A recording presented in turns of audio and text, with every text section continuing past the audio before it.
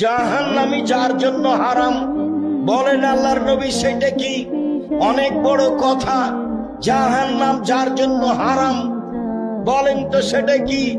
তখন আল্লাহ রাসূল বলছেন, আলা কুল্লি হাইয়িন লাইয়িন কারিবিন সাহালিন। নরম চাল চলন যার, নরম স্বভাব যার, কোমল আচরণ যার,